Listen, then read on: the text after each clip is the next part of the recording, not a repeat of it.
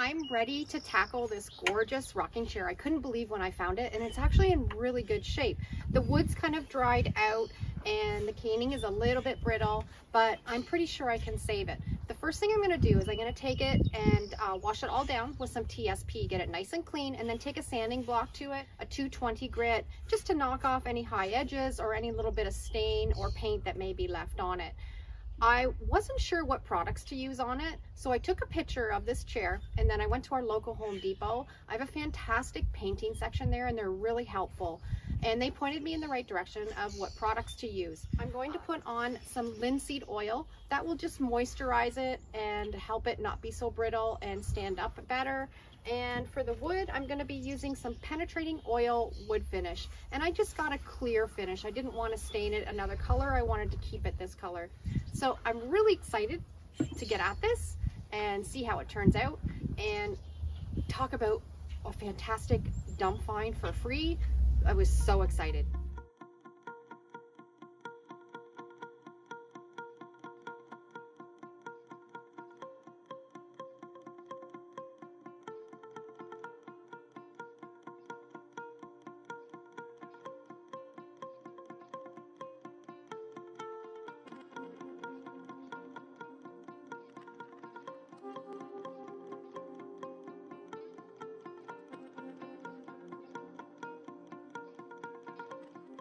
I got it all prepped and it's ready for the finishing oil.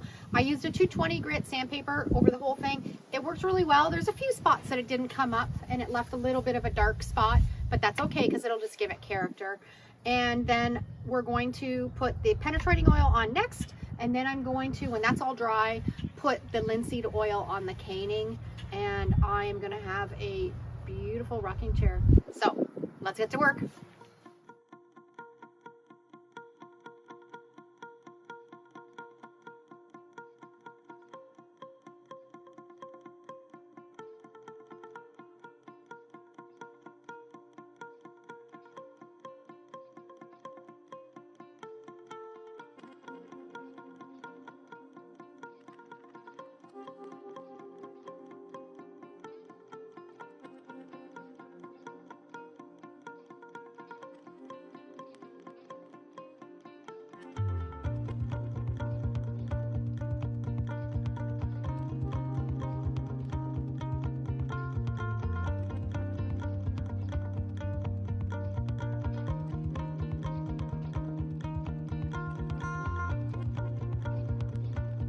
Today we are upcycling this cabinet. I actually found it in the dump, in the wood pile.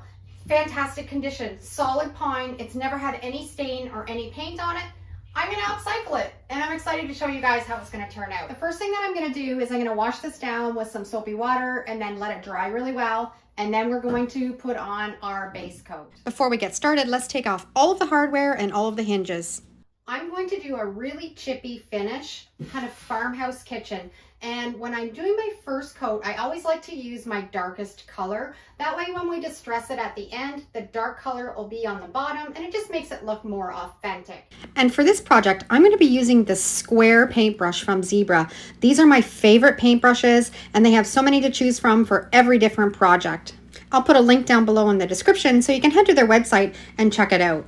I'm going to paint the entire cabinet inside and out with my homemade black chalk paint. I certainly have been on a roll finding fantastic pieces in the dump at the wood pile, and I'm happy because I can upcycle them and share them with you. When I'm painting furniture, I always like to paint the back of the projects also. I usually do it in the same color as the base coat, and I don't do any painting techniques or anything on it, but it just brings it all together nicely. The whole cabinet has one coat of that black homemade chalk paint over the entire piece. I'm going to do a couple different techniques on this. I'm going to do the Vaseline method and I'm going to do the hairspray crackle technique. Both of these techniques will create an aged, authentic, vintage looking finish on your furniture piece that you're doing. This is such an easy way to create chippy paint, just with some Vaseline. You apply it anywhere where that cabinet would have aged naturally, in the corners, around the legs, and you can put a lot on or a little on, depending on how chippy you want it. And then you just paint right over top of that Vaseline. I'm loving this yellow color. If you've been following along, you see that I practically am painting everything in this yellow color. I love it. When we're doing techniques like this and we want to create that chippy layered effect, you want to have 2 or 3 different colors. I had this turquoise paint that was given to me by a friend. She'd finished up with it. I grabbed it. I am just going to dab it here and there and let the yellow peek through in between and cover the whole cabinet.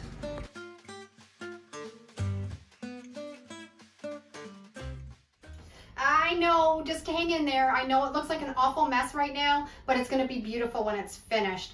So make sure you stick through to the end so you can see the end result. I'm also going to put some graphics on the front door that are going to be beautiful. And the next step is our hairspray technique. I love using this technique for creating just a fine crackle. This does not give the same kind of crackle as Elmer's glue. This is a little bit smaller, not as pronounced, and I think it just looks more authentic. So I've sprayed my whole piece with firm hairspray, and then I find it also works best if you're using acrylic paint. I didn't have any acrylic paint enough to do this project, so I'm using chalk paint. I'll get a little bit of crackling, but probably not as much as if I had have used acrylic, but we're still gonna get that aged vintage look. We're gonna spray on the hairspray, let it dry, and then paint on top of it, and then take the heat gun and dry it, and the crackles will appear. With all of these painting techniques, I'm trying to replicate what an old piece of furniture looks like after it's been aged over 100 years, or that old sign and that crackled and layered paint look. And with all these techniques, a lot of them I think I can get pretty close to making them look really authentic. Everything has been sprayed with hairspray and then painted and then completely dried, and then I just took a scraper and scraped all around the edges where that Vaseline was, and it just took it down to those other layers of color. Now, this is a little trick too if you want to make it even look more authentic.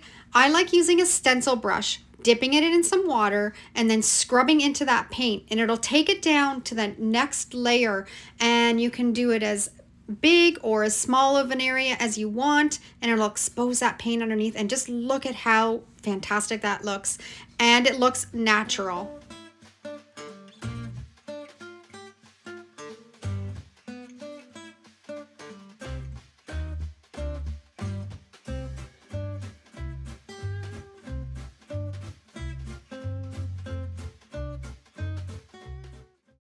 Cabinet's completely painted. I love the way that it turned out. Now we're going to put some graphics on the front door.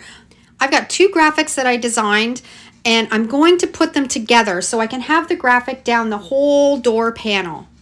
I've put them in my Word program, I've sized them and made sure they fit on the door, and I'm using my Mod Podge reverse graphic transfer method.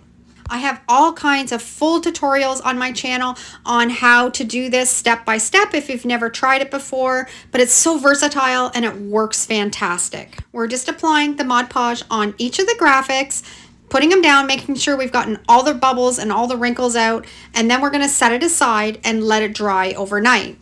These graphics are available in my Etsy store. I'll put the link down below in the description so you can check it out.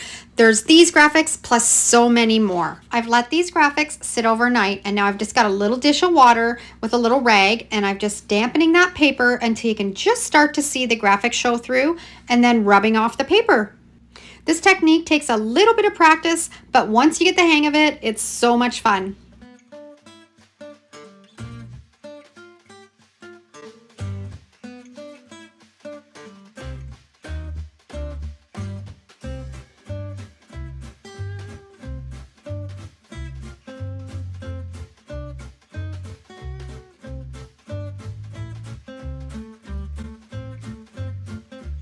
Let's put some hardware on the door. It didn't have a handle, so I found this pole in my stash, and I'm going to give it a little bit of a patina. The turquoise paint that I used on the cabinet, I'm going to paint on the hardware and then wipe it off with a rag. You can also wipe it off with a baby wipe, and it'll just stay on all of the little nooks and crannies, and it'll give that patina look to the hardware. And once it's completely dry, I'm going to seal it all up with my engine enamel, and it'll make it really durable. And the cabinet is completely done, and I am in love with it. I think I was able to really replicate that chippy, layered, antique looking wood, and the graphics on the front turned out fabulous. Adding a little bit of a patina look to the hardware just took it to the next level. It's quite a transformation from that plain pine cabinet, had no character, to what I've created. So I'd love to know down in the comments what you think about my upcycle.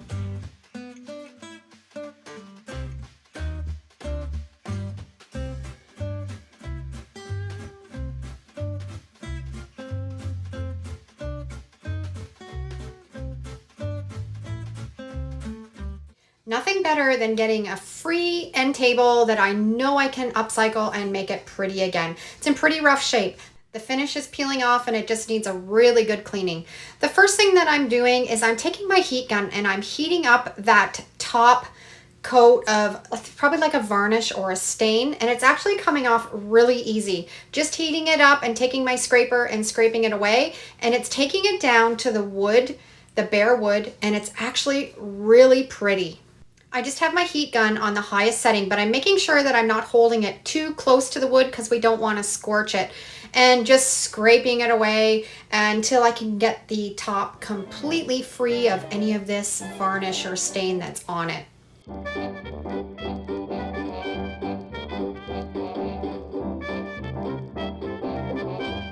Once I got that all cleaned off, I took my 120 grit sandpaper and I sanded the top, and the top is just gorgeous. I love the wood. And the sides had a little bit of that peeling, same material, so I am just taking the sandpaper over the sides and the fronts of the drawers also. I'm just going to use the same hardware that was on it, but I can freshen it up.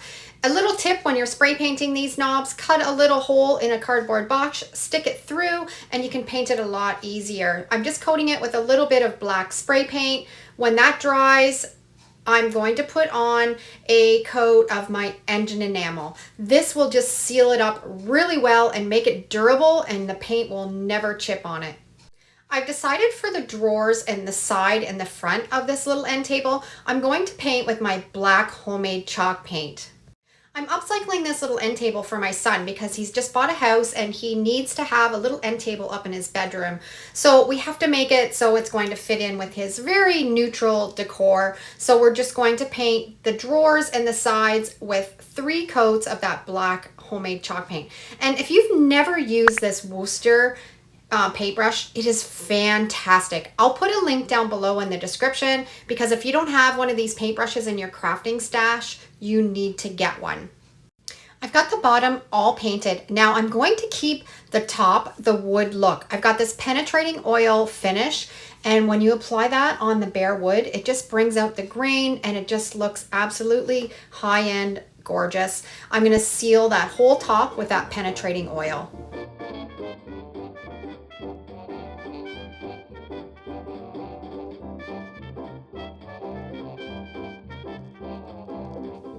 Now, once everything is completely dry on the base and the drawers, I'm going to seal it up with some matte finish polyacrylic sealer. And this was a really easy upcycle. I've taken this old, ugly looking end table that was really dated looking, and I've updated it so it looks modern and sleek, and I love the black with the wood top. And the best part was it was on the side of the road and it was free. I always see these end tables at the thrift store, so make sure you look for one the next time you're out. Next project is also a roadside find, this old chair. The bones of the chair are really good actually, but the seat cushion is beyond repair. I can't fix that one up. So we're going to take the seat off, we're going to update it, and we're going to paint this chair into an updated version that looks much better than it did on the side of the road. The seat was really easy to move. It was just attached with 4 screws in the bottom. So I'm just loosening those up and taking the chair pad off. As you can see, it was beautiful at one time, but it's torn and it's really dirty. And I'm just going to remove that whole piece of tapestry.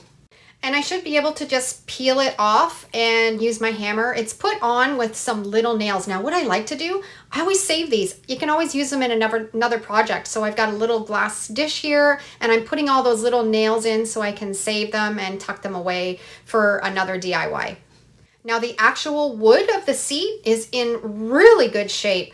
It's not cracked or it's not stained. So we're gonna be able to upcycle this really easy. I'm just kind of sanding down any little bits of the leftover padding and just making sure that it's nice and clean and smooth. And I'm also gonna take a 120 grit sandpaper and a little piece of hand sanding paper and go over that complete chair.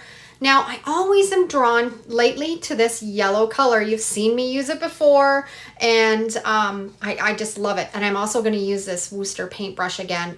Again, this paintbrush is fantastic. It gets into corners and small edges, and it's even really good if you're painting a full wall in a room for edging in. So we're going to put a couple coats of this yellow on this chair, and this yellow color is called Glazed Pear by Bear, and I got it in an eggshell finish.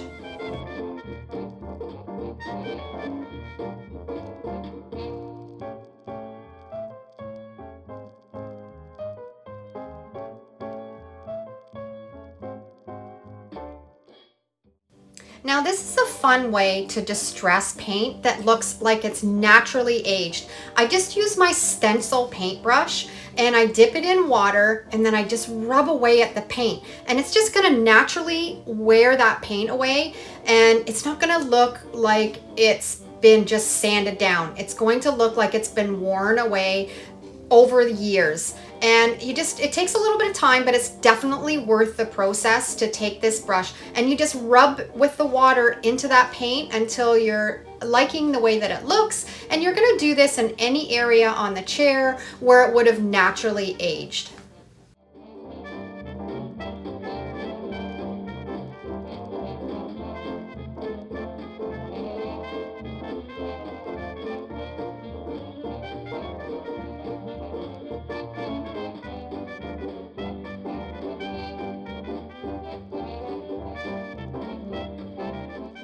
So that's an easy way to create a chippy, old looking paint finish, which is some water and an old paintbrush. So now we're gonna fix up this seat. I found this chair cushion at the thrift store. It was like $1, and I picked up this rug at Dollarama. I just love that it's got that yellow color already in it, and we're going to just put this on top of that chair pad. Now later on, this is really easy to remove if your style changes, and you can just take the staples out. But we're going to put that chair pad down underneath, put the rug on top of it, and then just size it to fit just a little bit bigger than that wooden chair pad. So I ran into a little bit of an issue when I started to cut that rug because I didn't think one step ahead. It started to unravel on me because it's not a sew-and edge once I cut it. So I'm starting to staple it on, and as I was doing that, it was unraveling a little bit. So what I did was I got my fabric glue out and I just ran a bead across the top of it, and that's just going to make sure that it's not going to unravel anymore. I just put a line across the top of wherever I cut it and just took my finger and kind of blended it right in there, and it's not going to move now and it's not going to unravel on me. Folding up the corners so it looks nice and neat with my electric staple gun. This thing is fantastic. I'll put a link down below for a staple gun if you don't have one in your craft room, because it made this job really easy.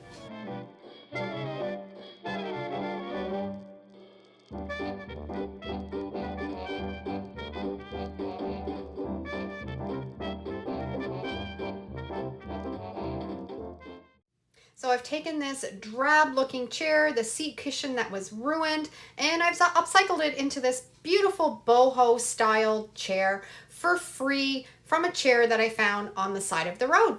And the bonus part was already having that paint color and then finding the mat from the dollar store that matched it completely. So I hope you have enjoyed today's 2 roadside upcycles. They're both really easy to create yourself if you find items like this. project that I'm going to upcycle and do a fabric decoupage on the top of it. I actually found this on the side of the road and it's structurally really good. The colors are really funky, but we're going to make it pretty again. And for this project, I'm going to be using the Chiseled Wedge by Zebra. I love their paintbrushes and this one's perfect for this project. I'm going to paint this whole end table with 2 coats of pink chalk paint that I had left over from another project. And then when it's completely dry, I'm going to sand it down with this 220 sandpaper. And then take a damp rag and just wipe it all off. Make sure that there's no residue left on the top. The fabric that we're going to decoupage is this scarf that I found at the thrift store for $5.99. It was in the 75% off bin and I love the pattern. The pink on the end table matched perfect with the scarf.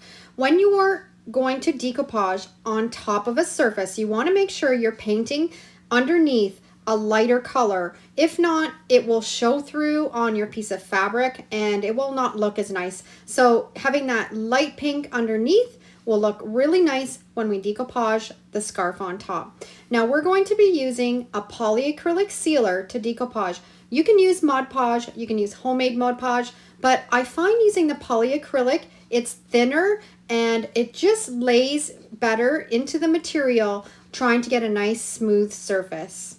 You also want to make sure when you're picking a fabric, you're not picking something that's really thick. A nice thin cotton or like the scarf or something that will be able to soak up that polyacrylic really well will work perfect when you're trying to fabric decoupage. You want to make sure you're putting on a liberal amount of the polyacrylic sealer. When you lay that fabric into that, you want it to soak right through into the top. Now, I've put a pair of gloves on, so when we get this exactly where we want it, now I've cut this piece of fabric just a little bit bigger than the top of the surface. You don't want to cut it right to size. You want the fabric to lay over the edge a little bit, and then I'm just going to smooth it out and make sure there's no bubbles and wrinkles right out to the edge. You'll know you've put enough polyacrylic sealer on if it's soaked right through the material. You want to make sure you have spread enough on the base coat that it's going to be able to come right up through the fabric. So that's what I mean by picking a fabric that's going to be absorbent and be able to take on all that polyacrylic sealer. If you're using something too thick, it will not be able to soak through. We've got all the bubbles and wrinkles out of that piece of material, and now before it dries, we're going to put a coat of the polyacrylic right on top of that fabric, making sure that we're spreading that polyacrylic right out to the edge. You want to make sure you have the polyacrylic right to the edge, even over a little bit, so it makes it easier when we're ready to take away that extra fabric. You can see how nice this water-based polyacrylic sealer spreads. I find with the Mod Podge, it's just a bit too thick to get it to spread really nice, where this will give you a nice, smooth, even coat. And next time you're at the thrift store, make sure you go over to the scrap fabric section or the bed sheet section, and you'll see all of the wonderful fabric that you can choose from to do this technique with. And what I like to do is when I find a piece of fabric, I'll take the fabric to the paint store, to Home Depot or to Lowe's, and I'll match a paint color that I love out of the fabric and just buy a little tester size, or depending on how big your project is, and match it all together. I was lucky this pink that I had left over matched this fabric perfect. We've got the first coat completely covering the whole top and then spread out to the edges a little bit. I put it outside in the sun and I let it dry completely. And now that it's dry, I'm going back with that 220 grit sandpaper and I'm just lightly sanding the top. And you'll see as you're sanding it, it's going to go really smooth. You'll see if there was any little rough kind of bubbles in it, this will take it right down smooth. I've got it all sanded down and then I wiped off any little dust or debris, and now I'm putting on a second coat, and again making sure that I'm spreading it right out to the edges. Now I think this end table needs some legs. I had these table legs in my stash, but I don't like the varnish that's on them, so I'm going to sand them right down and then attach them to the little end table. This is them all sanded down. I put some polyacrylic sealer on them. They're going to look great. I repeated this process 3 times, letting it completely dry in between each coat, And now we're ready to cut off the extra material. I'm going to cut a slit into each corner, and then we're going to get a really sharp X-Acto knife. Make sure you have a new blade so we can cut through this fabric really easy. Now this is why it was so important to take that polyacrylic right out to the edge, because it's crisp and it's dry now, and when you run the knife along the edge of it, it'll cut it nice and clean and straight. Hold that knife right straight up and down along the edge of that table and just slowly cut along, and I love this. It looks so fantastic. It's nice and neat and tidy and crisp. And again, you can see why you want to pick a fabric that's not too thick so you can get a nice clean edge when you're all finished.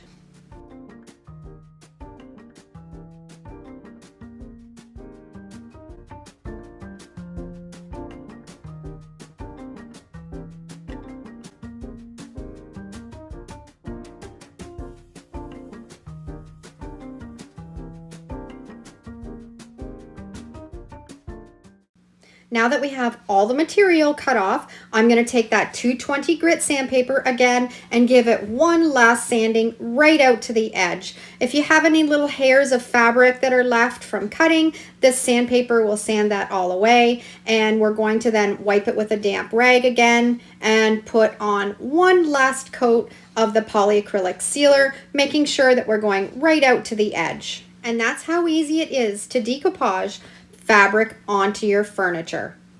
Once the top was completely dry, I went back and I distressed the whole cabinet. I wanted a little bit of that orange to peek through because there was some orange in that fabric, and I think it was a perfect idea because it all kind of made it look like it was meant to be together.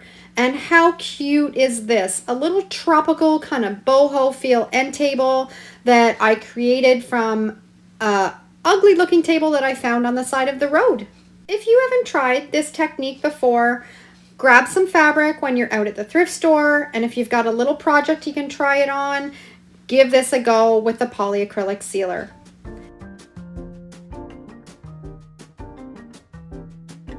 Right here is why you put word out to your friends and your family that you are an upcycler, because this cabinet was given to me by a friend who was cleaning out his parents' home and didn't have a spot for it in his own, and knew I was an upcycler and I could probably do something with it. So I grabbed it from him, of course, and I put it here in our home. Now I do find that it just kind of blends in. It just is too much wood on wood on wood. So I think what I'm going to do, because it fits absolutely perfect in this spot, I think I'm going to give it a little bit of an upcycle and maybe use some black chalk paint. So, got lots of work. Let's get going on this free cabinet.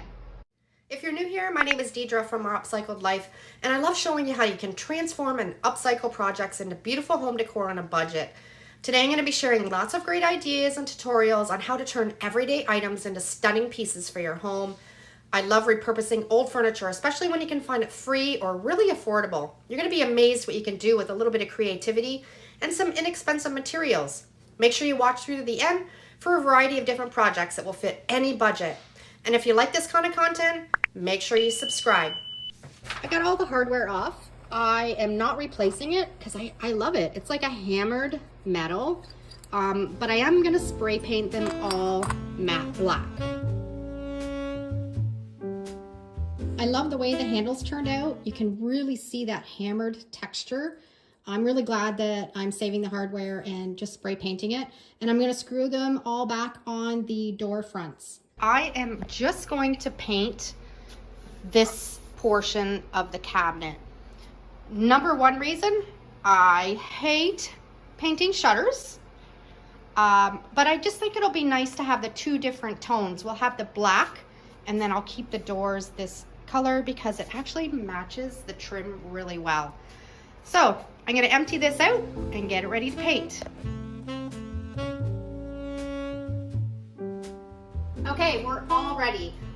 I'm using chalk paint. I have a homemade chalk paint that I absolutely love. It's affordable. and it'll adhere to any surface. So you don't have to do a whole lot of prep to any of your pieces that you're painting. So I've mixed up some black homemade chalk paint. I'll put the link down below in the description, so if you want to make that recipe, you can for yourself. And also, I picked this sweater up the other day, $4.99, American Eagle at Value Village. What do you think?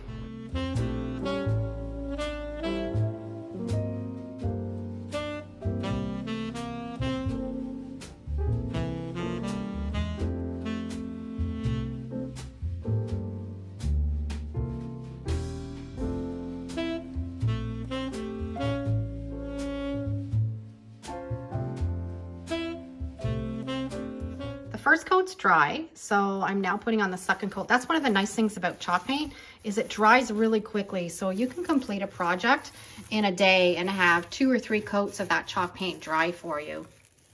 Okay, I got everything all painted and I absolutely love it. It took 2 coats of the chalk paint. It's dry. Now I'm going to put the doors on.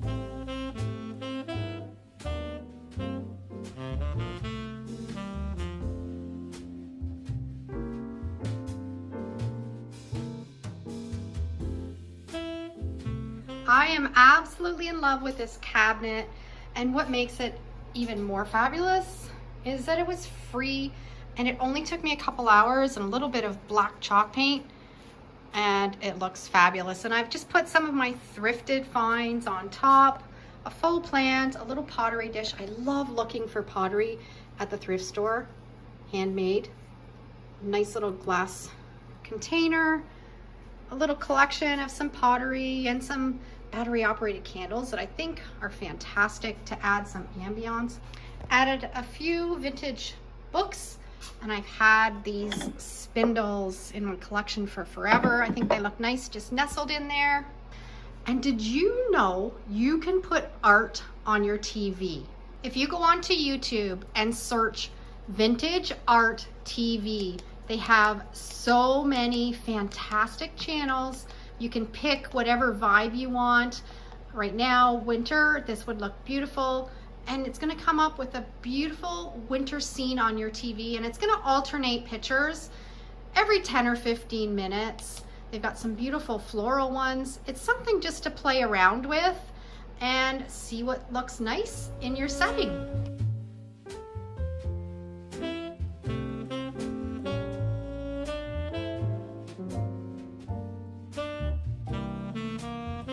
Next upcycle is this wicker stand, and I've had this for a long time, probably almost 2 years.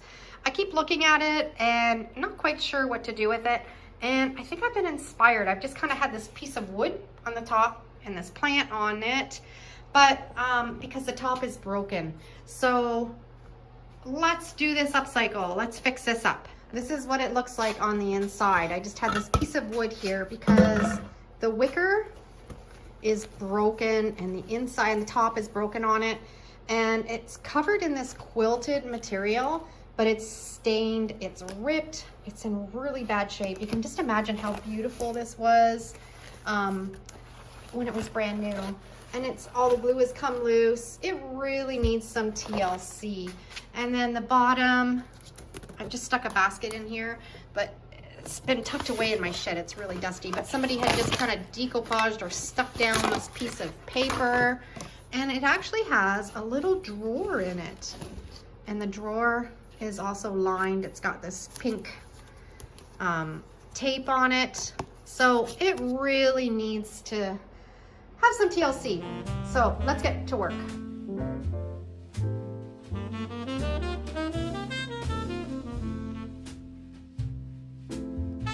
Obviously, somebody maybe used this as an old sewing kit. There's a few little old buttons in the bottom. I'm trying to scrape out all the bits and pieces out of the top and the bottom here. So I squirted them with some hot soapy water. I'm gonna let them soak and then I'm gonna scrape at it and see if I can get it down to the bare wood. Now with the top, this is all coming apart. So I think I'm gonna cut this inside piece out and then I'll be left with the border, and then I think I can put it back on the top. I got the inside of that wicker all cleaned out. It was really broken and really fragile, but I was able to save it, and I think I'll be able to keep it on the top. Ultimately, I would love this to turn into a beautiful planter. I still got to clean out all the gunk and glue that's in here and on the bottom. I've got it cleaned up pretty good. I have no idea what kind of glue it was, but it was sticky. I love that natural wood on the bottom. The top is still got a lot of glue. I'm not sure if I'm gonna get much more out. And the drawer the same. It's got some really sticky glue. I'm gonna let it dry completely now and then go back at it tomorrow when it's dry, and I might take the sander to the wood a little bit and see if I can get more of that glue out. Now there's a handle on this side, but it's missing on this side. You can see that it's pretty rough. I don't want to touch it too much because it's fragile, but I'm going to cut this one off, and I think I might incorporate it into the front. It's really easy to take off. It's just a little piece of wicker.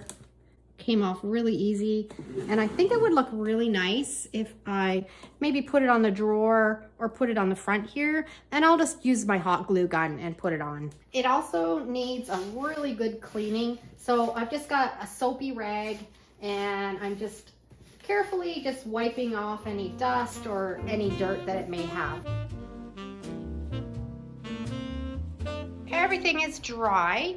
Now I cannot get a lot of this paint out of the top, but I don't think it's going to be an issue, because if I'm turning this into a planter, it almost might make like a waterproof barrier.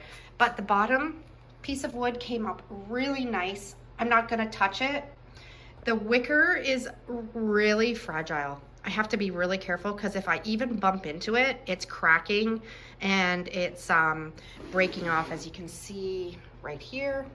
I lost a piece right here. So the next step that I'm going to do is I'm going to seal it all up. I'm going to take this out into a well-ventilated area and give it a spray of my clear gloss over the entire piece.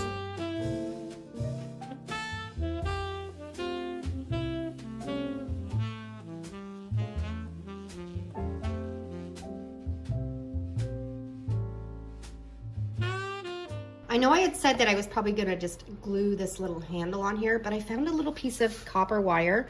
I think it blends in pretty good, and I'm just gonna use that and just attach it on the back. This turned out absolutely beautiful, and I'm mad at myself that I left it for as long as I did without upcycling it. It is fragile. It wouldn't stand up to any high use, but just to have it for a nice little plant stand, it's gonna work perfect.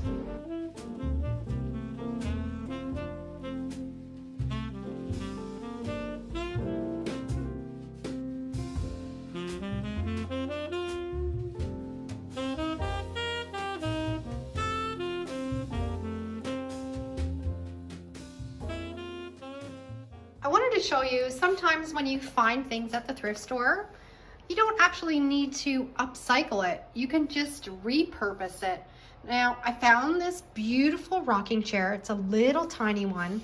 Looks like somebody might have had a little puppy that was a little bit aggressive on some of the corners. Hopefully not a child, but probably a little puppy.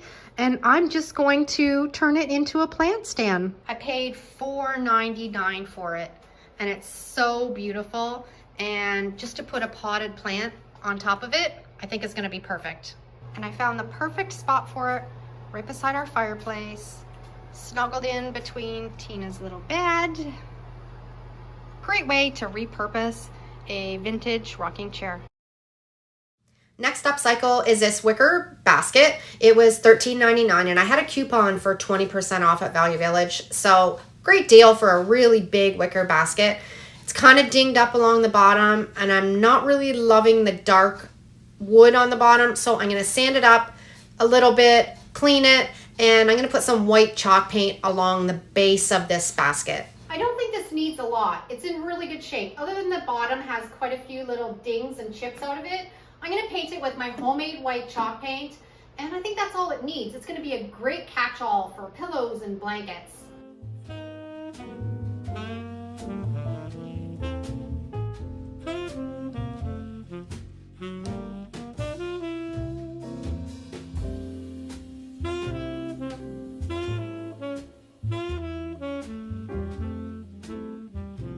Okay, we got 2 coats on, and I think I'm just going to take my sanding block and just kind of roughen up around the edges. I think it'll blend in with this material better, but I thought this was a really great deal for $14.99, and I got lots of extra pillows and blankets that I can tuck away in this little basket, and it's going to look beautiful.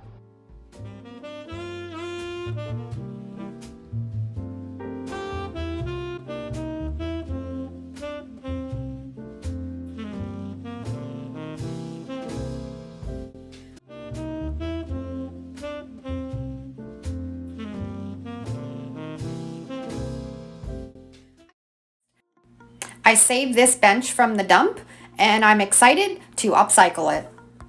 First of all, I love this paint color, and the chippiness and the way it has worn is fabulous. I don't want to change any of that. I want to keep all the paint that's there intact. I just want to freshen it up. It's not in perfect shape. It's really old, but the ornate legs on it and the sides of the bench are just fabulous. It needs a good cleaning, so I'm going to use some TSP and scrub it down and get all the little bits of dirt and loose paint off. This TSP is great. It'll remove any grease or grime or dirt. And I'm just going to use my scraper and just remove any loose bits of paint. It always amazes me what people just throw out because this bench had so much potential. Let me know in the comments if you would have saved this from the landfill. Now I'm just going to use this scuff pad instead of sandpaper because I don't want to take any of the paint off. I just want to remove any loose bits that are still there, and this works really well because it's a very fine grit. I have it all cleaned and prepped and sanded down, and I'm going to put on my homemade stain to bring out some of the wood grain. I want to leave as much as the original paint as I could, so the stain will make everything all pop, and that's what I'm going to do next.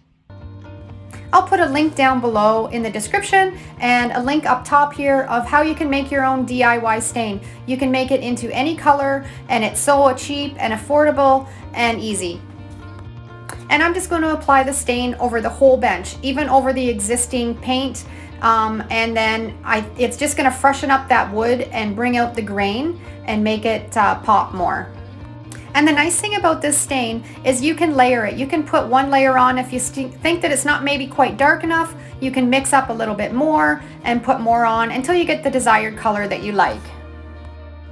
And I think it looks really great. It's really freshened up this wood, and it doesn't look so dried out and aged.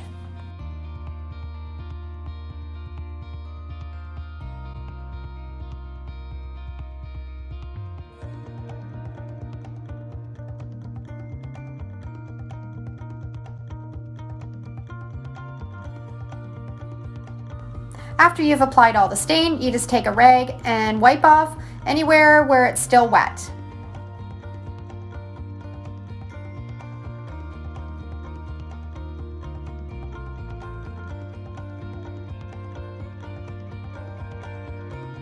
And I thought this would look really cute with a nice quote on the front. I'm going to do my Mod Podge reversed graphic transfer technique to put these words on the front of the bench. I have a full tutorial with step-by-step instructions on how to do this technique. I'll put a link down below in the description and up here in the corner.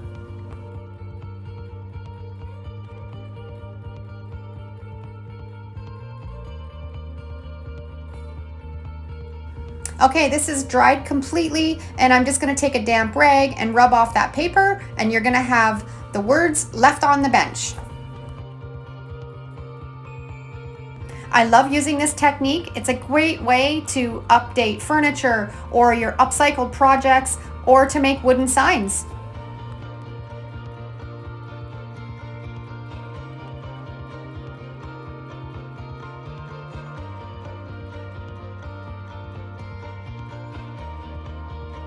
and I'm enjoying being out in the sun and enjoying the warm weather and being able to get outside and do some upcycled projects that I've had stored away for the winter in my shed. Okay, and the graphics are all done, and I love the way they look on the front of this bench. If you're interested in purchasing these graphics, they're in my Etsy store. I'll put a link down below and up above. We're ready to put on the top coat. I'm putting on a Varathane outdoor polyacrylic sealer. This is going to go on my deck, and it's going to be outside in the elements, so I want to make sure that it's sealed really well. So I'll probably put 2 or 3 coats on it, and it'll be good to go.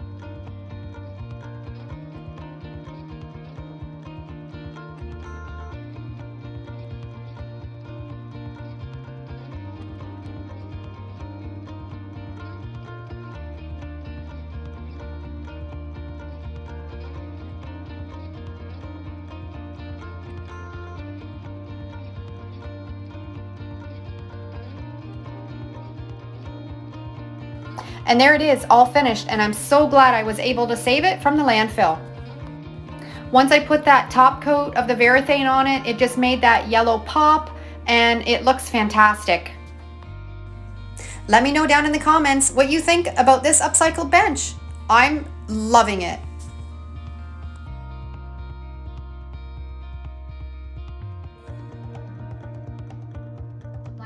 Today we're working on a dump find. I found this little table in the wood pile at the landfill. It's in kind of rough shape, but I know I can save it. It's just one of those cheap little tables, and it all comes apart. And I'm gonna do some of my one-step paint and some gift wrap paper decoupage on it. Kind of gonna do a funky spin on it, so I'm excited to show you guys what I have in mind. So we got lots of work. Let's get started. This table has definitely seen better days. A lot of the finish has come off and it's loose. It needs to be tightened up once it's finished, but I know I can make it into something a lot better. This is a type of side table that all the legs and the spindles unscrew, so it actually makes it easier for painting. I can take it all apart and then lay it all out and paint it properly. When you see these tables out and about, don't overlook them. They're really easy to make pretty again. I took my 220 sanding block and I sanded it all down to get it all nice and smooth. And then I had some holes all around the outside of it. I think it had a ledge on it at one point. Filled it up with some wood filler, let it dry, and then I sanded that down and then took a baby wipe and wiped everything down clean so we have a nice surface to start on.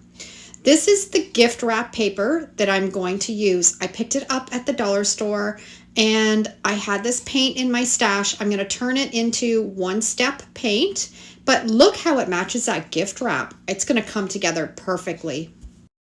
I've mixed up my one-step paint. If you missed that video, I'll put the link down in the description where you can watch that and get the recipe from there. It basically eliminates any prep to your surface or any top coat. It's all in one. It works fantastic, and wow, is it ever durable. If you want to paint a piece of furniture or cabinet doors, this is a recipe to use because it is really hard to distress afterwards. It's so hard. So if you're just going to do a solid color, this works perfect. Now I'm going to get painting these spindles. I have a little trick for painting spindles and it really speeds up the process. Also have a full tutorial there. I'll put that link down below in the description if you want to see some really fun spindles that I painted in some fabulous colors. You can check that out after. Basically, you're just putting on a rubber glove and then one of those spare socks that you've had laying around for forever, bring them out into your crafting area and use them to paint spindles. Dip your hand in the paint with the sock and just rub it on the spindles. These are probably going to take a couple coats. I'm going to let them dry completely in between before I add the next coat. And they're coming along perfect. I think they're still going to need one more coat. And I've got 2 coats on these 2 shelves. They look great, but they're going to need one more coat also.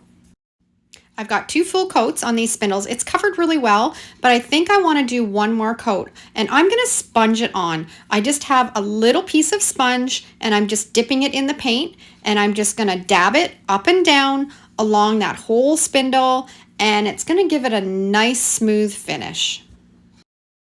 And I'm also going to use that same process on those 2 shelves. This has got 2 coats on it already. I'd let it completely dry. And now I'm going to put my 3rd coat on with a sponge.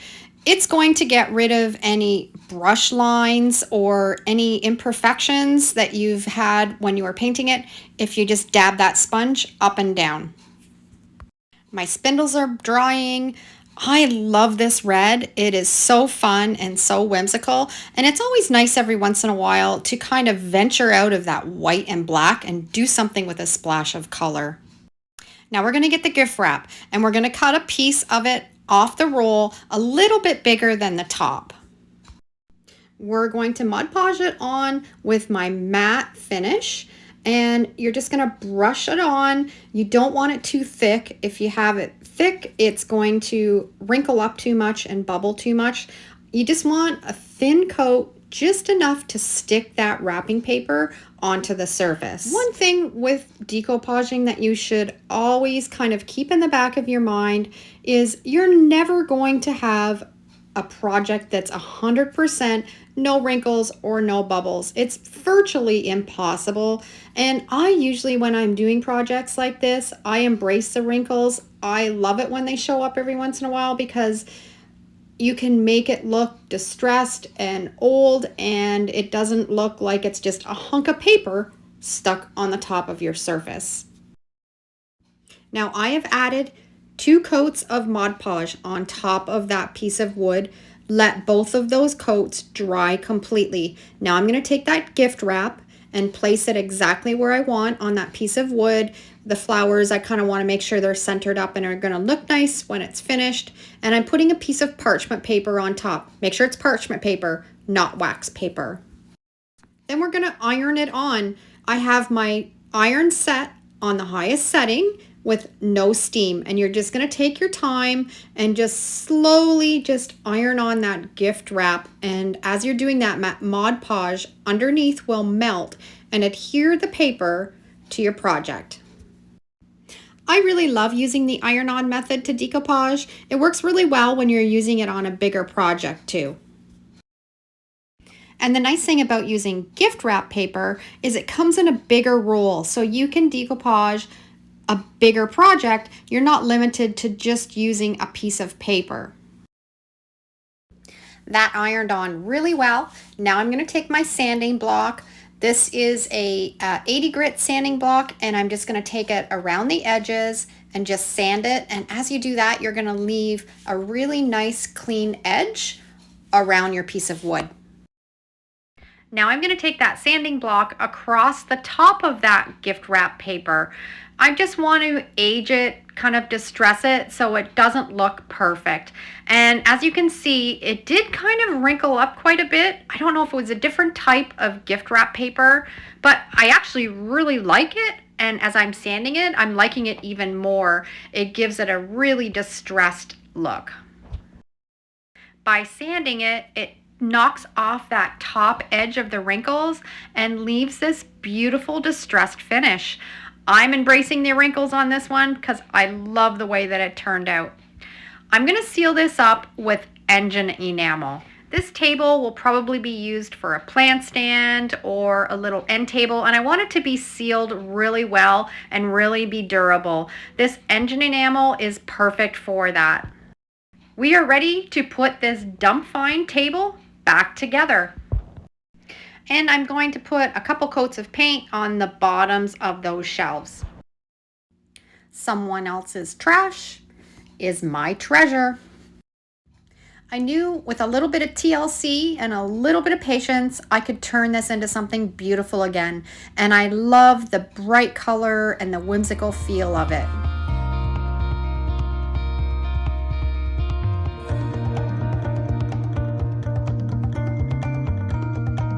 Today's project is this bench. I picked it up at a yard sale about a month ago. I think I paid around $5 for it. and I'm gonna finish it off today. I'm not really sure about the different types of wood, but it's really heavy, and I'm kind of thinking that it might be oak. The grain in it is fabulous, so the technique that I'm gonna do on it is a wood burning technique, so I can make all that grain pop out, and it looks fabulous when it's all finished. I'm excited to show you guys how to do it. The one thing that you're going to need is you're going to need a butane or propane torch. We're going to kind of char the top of the wood. That's to start the project. And this is an outside project. This is not something that you're going to do in the house. So I'm going to take it out of my shed, outside in the fresh air, and I'm going to show you how to do it. Okay, let's get started.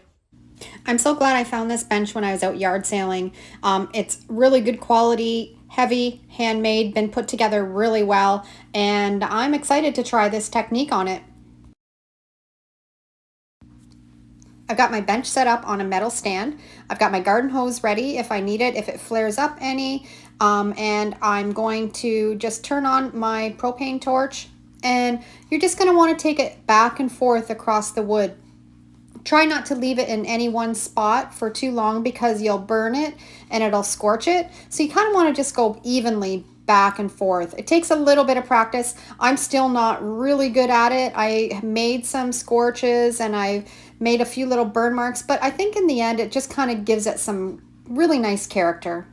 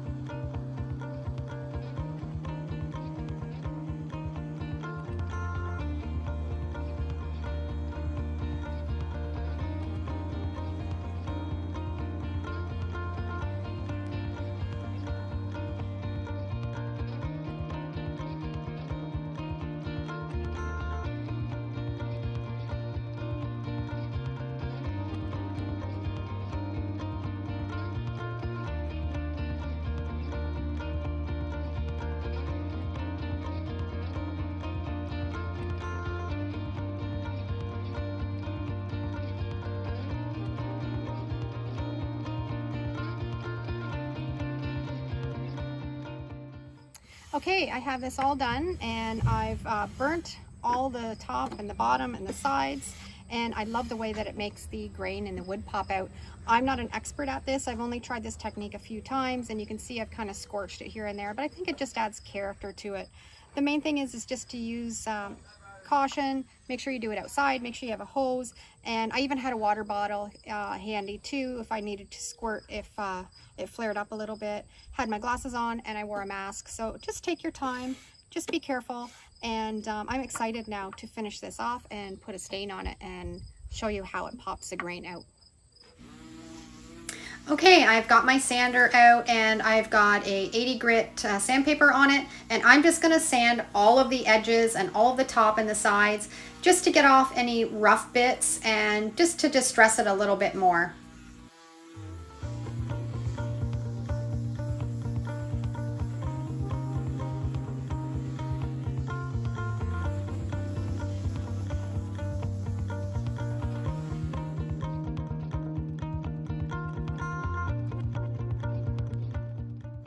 Okay, so I have it all sanded down. I couldn't decide what color stain I wanted to use. So I think I'm going to do something kind of fun and maybe do all four of these colors. I have a red latex paint, I have a green acrylic, I have a blue latex and a yellow acrylic. And I think I'm going to make these into my DIY stain. It's a super simple recipe. It's 1-to-1, 1 part water to 1 part paint. And I'm going to just kind of maybe put some blue on the top, some red down here, yellow, green. I don't know. I'm just going to fool around and just see. Now, you can just leave it as is. It's beautiful just the way it is, and put a polyacrylic sealer on top of it. But I kind of want to make something kind of funky and fun today. So bear with me and let's see what I create. I've just mixed up my DIY stain, 1 part water, 1 part paint, and I'm gonna put the blue on the top, and you're just gonna rub it in where you want it. Let it soak into all that wood. I'm just using a little rag just to put this stain on, and it's really porous, so it uses it up and soaks it up pretty good in the wood. So just put a liberal amount over the whole piece, and then when you're finished, you're going to take a paper towel and wipe off any excess stain that you have. And you can mix up any paint and turn it into a stain. You can use acrylic, you can use latex, you can use chalk paint. You just have to do the ratio of 1 to 1 and thin it down and just wipe it onto your project. And it has the same qualities and the same kind of look as it would as you bought a colored stain. So basically what is happening is the lighter wood is picking up the stain, and then the darker burnt wood is not picking up the stain as dark. So that's going to give you those 2 tones of color on the project. And doesn't this look fantastic already?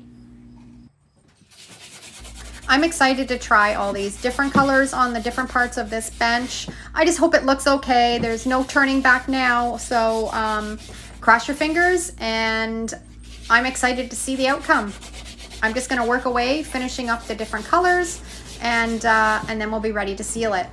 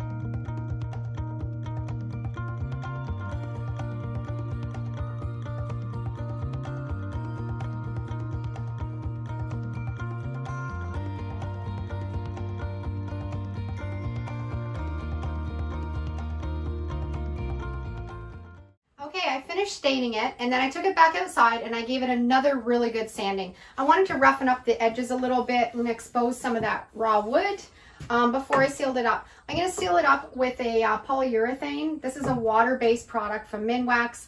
I wanted a really glossy finish, so this is the clear gloss, and it cleans up with water. You want to make sure that for easy cleanup that you buy the water-based one and not the oil-based one. So I'm going to get working on that, and then I'll show you the end result.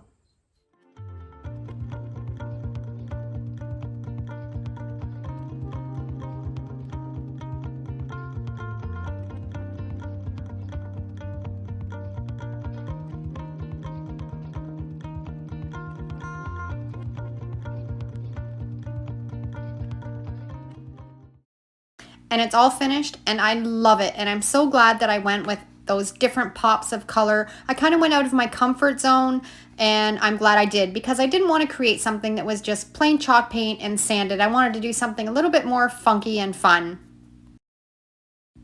So if you can get a hold of a propane or a butane torch and you have someplace outside that you can do a project like this, give it a try. It just takes a little bit of practice and you can create some beautiful home decor.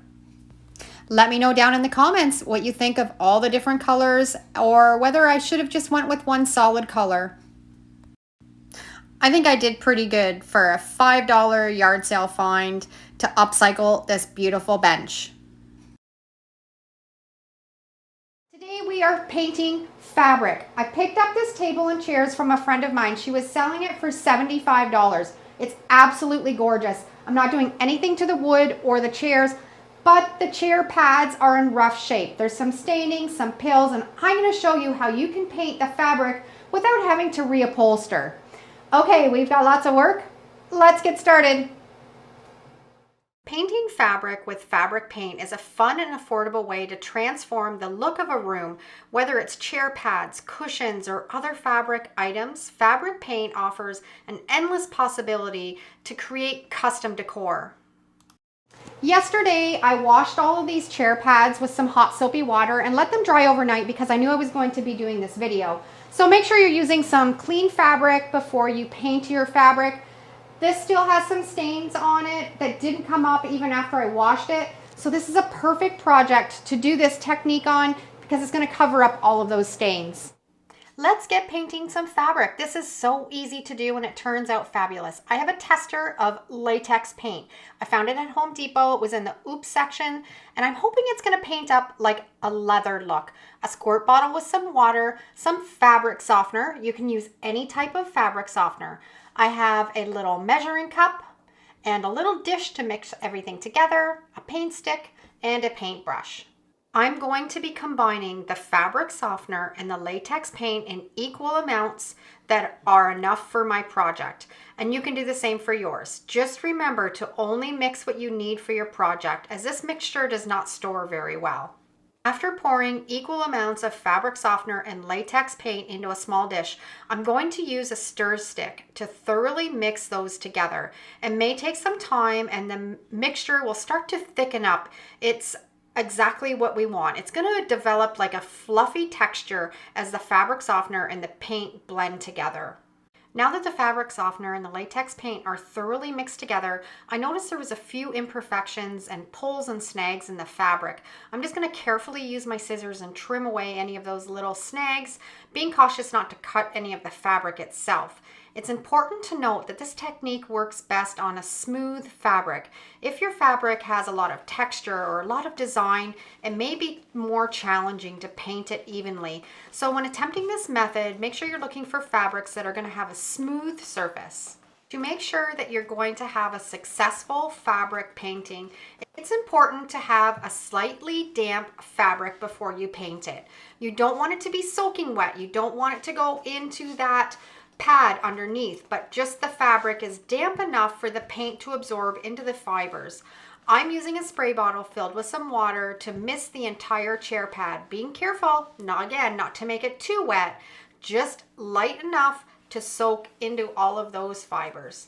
I'm now going to start applying that mixture of latex paint and fabric softener onto that fabric, using long sweeping strokes to make sure I cover the entire chair, ensuring that the paint is evenly distributed. One of the benefits of using this technique is that the result finish is smooth and soft to the touch. Unlike I find when I use chalk paint, which can sometimes kind of feel crispy, the fabric softener method is soft and plush and it's comfortable to sit on. It doesn't leave any of that crunchy or stiff residue, making it my favorite option for a comfortable way to paint fabric. Painting fabric with fabric softener and latex paint is an easy and affordable way to update any of your fabric items. It creates a soft and plush finish with a nice texture, and it's perfect for upholstery, cushions. The process is simple and the results are really durable, and I find when it dries, it's not transferring to any clothes or if anyone is sitting on it or rubbing against it.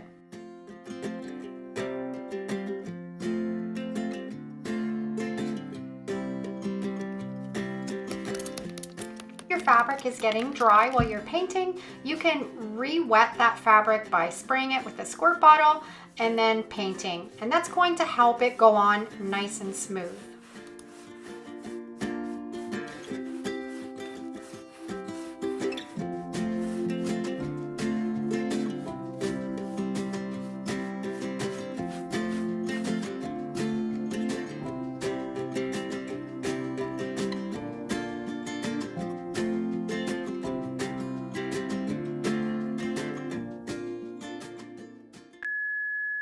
Okay, so here's where I'm at. This is fantastic. It's soft, it's perfect. The color, barf. I don't like it at all. I don't know what I was thinking. Well, I do know what I was thinking. It was cheap. It was in the whoop section. I thought, oh, it kind of looks like leather. I could use this. I paid $1 for it. Not gonna work. So we're gonna do a 360 and we're gonna change the color. I don't like this at all.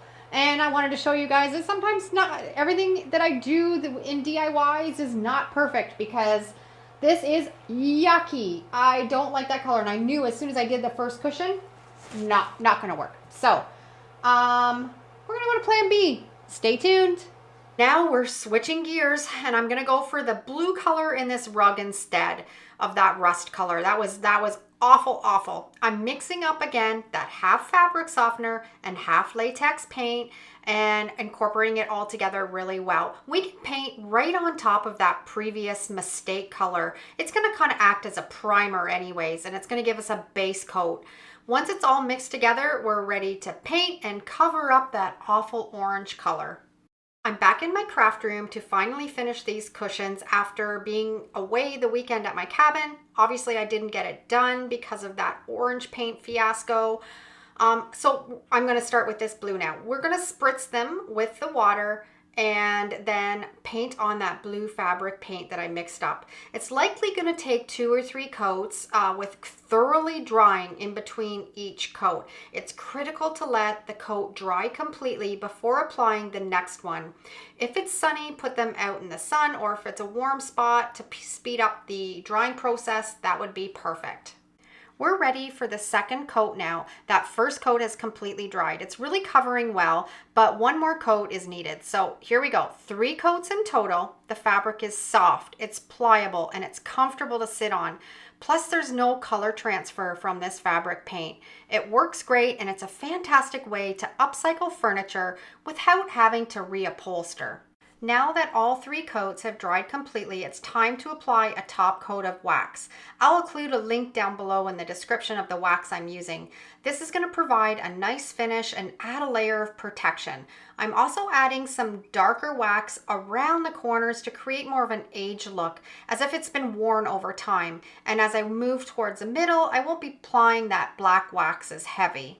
And here are the finished cushions. I love the blue color much better than that orange, and it matches well with the rug. I thought I could have mixed it a little bit more of a turquoise color for the perfect match, but it's fine. Now it's time to pull all those chair pads back together. The blue color blends beautifully with our log cabin, adding a little pop of color. This upcycling project was so easy on the wallet. I'm just using a tester of paint and some fabric softener, and I'm really happy with how these chair pads turned out. This video shows that even when things don't go as planned, sticking with it and fixing mistakes can turn a bad color choice into a perfect outcome. It reminds me that the road to success may not always be smooth, but the end result is worth it. I really recommend trying out this painting technique on fabric. As the results may pleasantly surprise you, there's always something incredibly satisfying about taking a stained and worn piece of furniture and transforming it into a beautiful functional item again. You always hear me say, ask your friends, family, neighbors, if they have anything that they're donating. Tell them you're an upcycler, because you're going to be amazed at what probably you can pick up for free. This being the case. My girlfriend had this bench in her garage. She didn't have a spot for it and asked if I would like it. So I was given this bench for free. I'm going to upcycle it. It needs some paint. It's just raw pine, and it's going to be perfect at my doorway. to keep hats and mitts and bits and pieces. Great storage bin. So we got lots of work. Let's get started. As you can see, raw pine, nothing's ever been done to it. All kinds of storage, has really great hardware on it. The hinges have the locking mechanism to stay up, and it's perfect at my front door. In one of my previous videos, I painted a cabinet for underneath my TV, and I also got that for free, which was a really great find too. I painted the base of it and I left the doors and the top its original color. I want to try to tie this bench into that cabinet. So I'm probably going to paint the bottom black, the inside black, distress this top a little bit and stain it to match that cabinet. First thing I'm going to do is take this top off. It's got 3 hinges and the mechanism at the end. Gonna get out my screwdriver and get to work.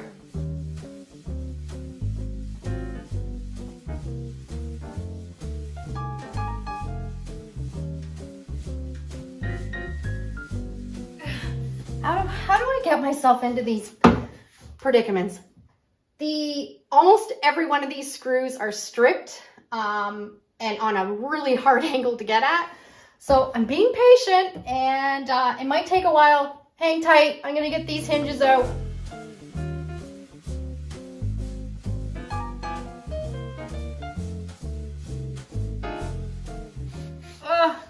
Wow, that was a lot of work. I got them out, not all of them. I had to kind of go front on one, back on the other, if that makes any sense. Anyways, the lid's off. I need a coffee break. Here's the issue I had with the hinges. Those 2 screws are stripped. They will not come out. There's a screw in that one that will not come out, and all 3 of those screws will not come out. I'm not going to fuss with them. I'm just going to paint around them because it's just too hard to try to get those screws out. Okay, cup of coffee's made. Little tip, I'm sure you guys do it anyways, but just a reminder, keep all your screws, your hardware, your knobs all in one spot for that specific project. Put it in a baggie, and maybe this has happened to you or me. Make sure you zip the top or put a tie on it, or you can still lose them. Okay, drinking this coffee, and then I'm gonna get painting the inside of it. I've got a batch of homemade chalk paint mixed up. It's a really great recipe. I have a full tutorial on my channel if you want to learn how to make it. I'll put the link down below in the description. Really durable. I got a little roller and my Worcester paintbrush. This is called the Little Genius from Worcester. Fantastic paintbrush too. I'll put a link to that because it's one of my favorites.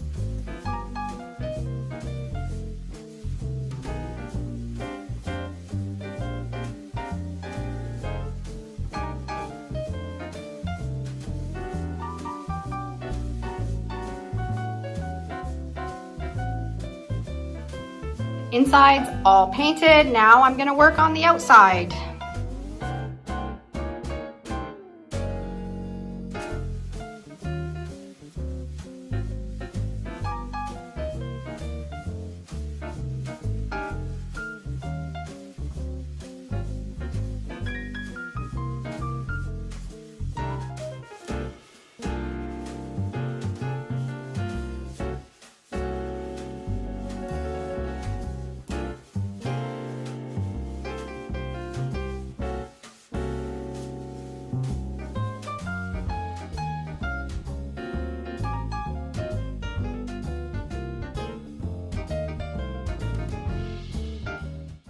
Okay, looks beautiful. I've got 2 coats of the black on. I'm going to let it dry, and then I'm gonna put a coat of polyacrylic sealer over that whole bench.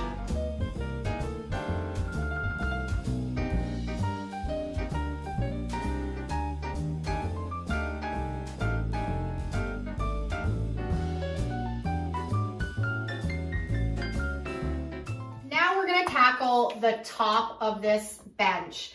It's just a plain piece of pine. Hi, Tina. But it doesn't have any character. So I'm gonna take my hammer, we're gonna ding it, we're gonna notch it, we're gonna really bang it up, make it look like an old piece of barn board. So if you don't like watching this, turn away.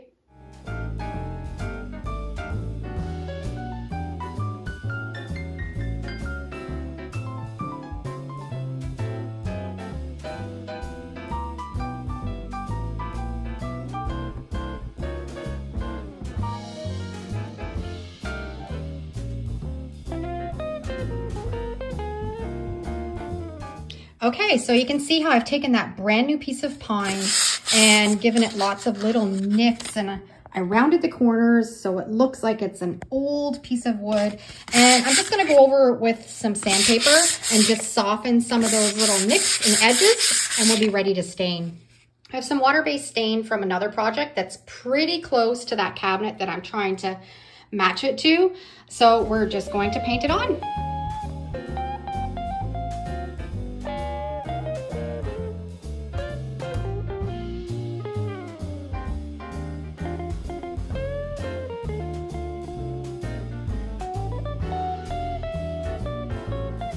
I love it so far. I've got two coats of the stain on. I mixed up a little bit of that black chalk paint with some water and put it on a rag, and I'm going to just rub it on and then wipe it off quickly with another rag. And it's just giving it that old barn board look. So I'm gonna work away and see if I can achieve more of an aged wood look. I am really happy with the way this turned out. So the base and this top, I'm going to put a couple coats of polyacrylic sealer on both, put it back together, and wait until you see the transformation.